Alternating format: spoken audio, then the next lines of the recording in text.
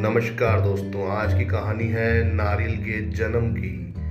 प्राचीन काल में सत्यव्रत नाम के एक राजा राज करते थे। वह प्रतिदिन पूजा पाठ किया करते थे। उनके पास किसी भी चीज की कमी नहीं थी। वह धन दौलत से लेकर हर प्रकार की सुविधा से समृद्ध थे। हालांकि इसके बावजूद भी राजा की एक अभिलाषा थी जिसे वह पूर्ण की चाह रखते थे।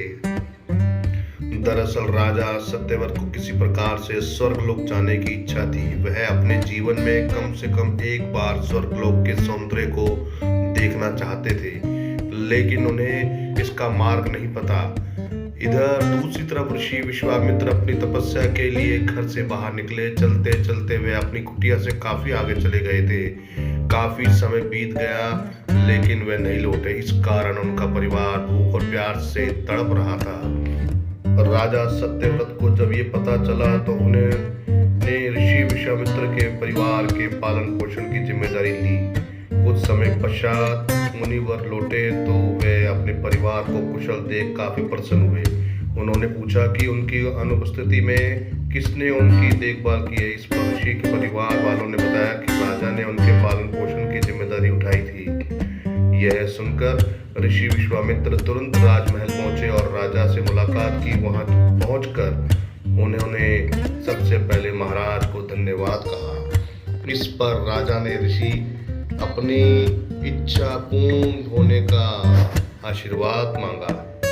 राजा की बात सुनकर ऋषि विश्वामित्र ने कहा, बोली महाराज आपको क्या वरदान चाहिए। तब महाराज ने कहा, हे मुनि, मुझे एक बार स्वर्गलोक के दर्शन करने हैं। कृपया करके मुझे वहां जाने का वरदान दें। राजा की प्रार्थना सुनकर ऋषि विश्वामित्र ने एक ऐसा रास्ता बनाया जो स्वर्गलोक की ओर जाता था।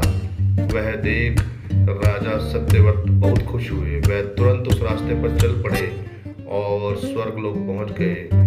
यहाँ पहुंचते ही इंद्रदेव ने उन्हें नीचे धक्का दे दिया, जिसके कारण वो सीधे धरती पे जा गिरे। राजा ने सत्यव्रत ने तुरंत सारी घटना ऋषि विश्वामित्र को बताई। राजा की बात सुनकर ऋषि विश्वामित्र गुस्से से आग बबूला हो गए। उन्होंने तुरंत सभी देवताओं से इस बारे में बात की और इस समस्या का हल निकाला। इसके बाद राजा के लिए एक नया स्वर्गलोक बनाया गया।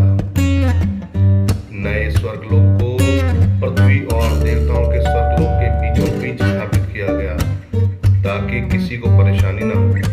नए स्वर्गलोक से राजा सत्यव्रत तो बहुत खुश हुए, लेकिन विश्वामित्र को एक चिंता लगातार सता रही थी। उन्हें डर था कि कहीं स्वर्गलोक जोरदार हवा से गिर न पड़े।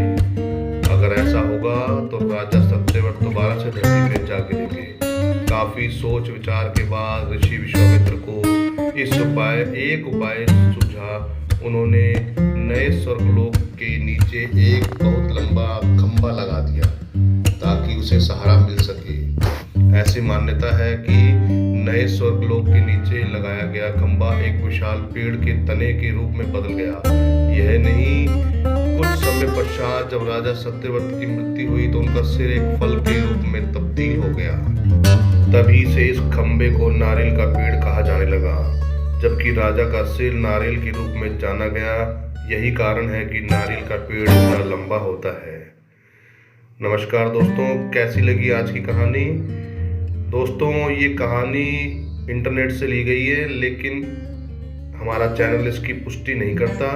ये एक मनोरंजन के तौर पर है। आप इसका एंजॉय करें। तो मिलते हैं अगली कहानी में। धन्यवाद, नमस्कार, जय हिंद।